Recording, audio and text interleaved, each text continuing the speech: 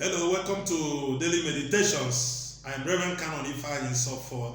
It's my pleasure once again to be on air to share with you God's life-giving word. Let's pray.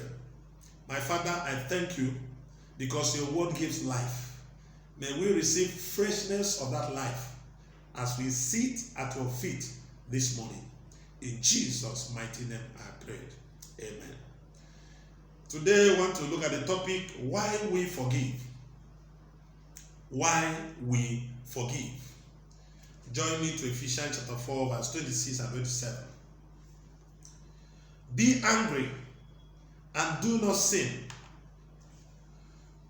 Do not let the sun go down on your wrath, nor give place to the devil. This is the word of the Lord.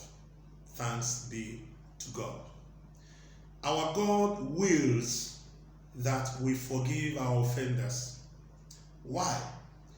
When we do not forgive, we give place to the devil.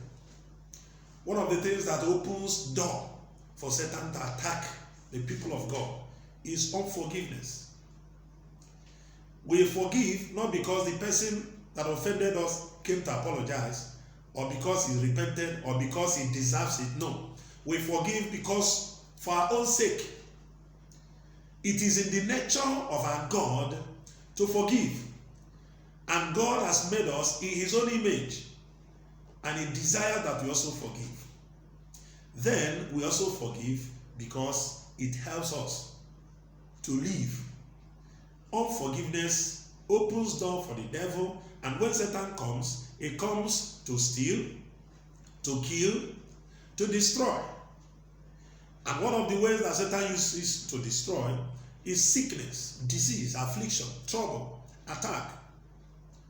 So who is that person that has offended you? It is God's way for you to forgive, so that Satan doesn't come. There is no good in him. It comes with destruction. May you never give place to him.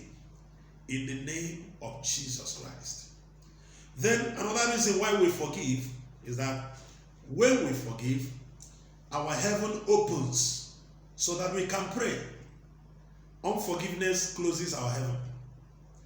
That's why when God began to talk through Peter, in 1 Peter chapter 3, if you have your Bible, let's get 1 Peter chapter 3. If you are there, join me as I read.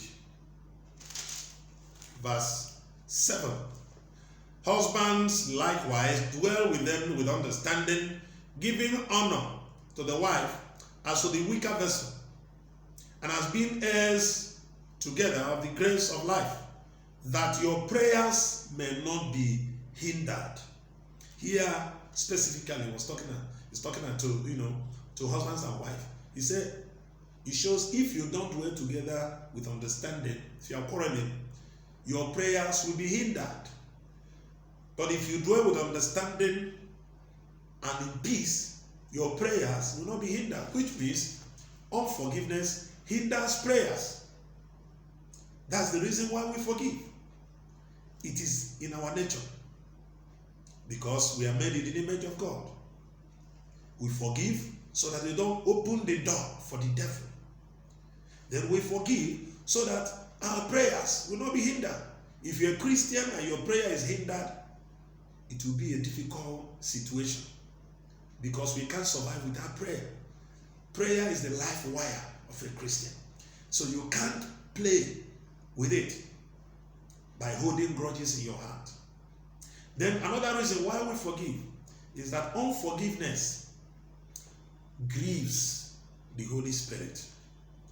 And the Bible says in Ephesians chapter 4 verse 30, it says, do not grieve the Holy Spirit of God, through whom you were sealed unto redemption. And in verse 31, it asks us to do away with anger, malice, all those things that comprise unforgiveness. Then in verse 32 of that Ephesians 4, he said we need to forgive one another as Christ in God has forgiven us. As God in Christ has forgiven us. So that now gives us another reason why we forgive, because God in Christ Jesus first has forgiven us. So when we forgive somebody has offended you, you are appreciating the forgiveness that Jesus has given to you. May God help you and give you the strength to always forgive. In the name of Jesus Christ. Amen. Heavenly Father, I thank you for showing us and reminding us the reason why we forgive. May we receive the strength to always forgive. May your grace be multiplied to us to always forgive, so that our life will radiate the beauty of Jesus, so that we can shine as light in this dark world. In Jesus Christ's name I prayed. Amen. Thank you very much. Remain blessed.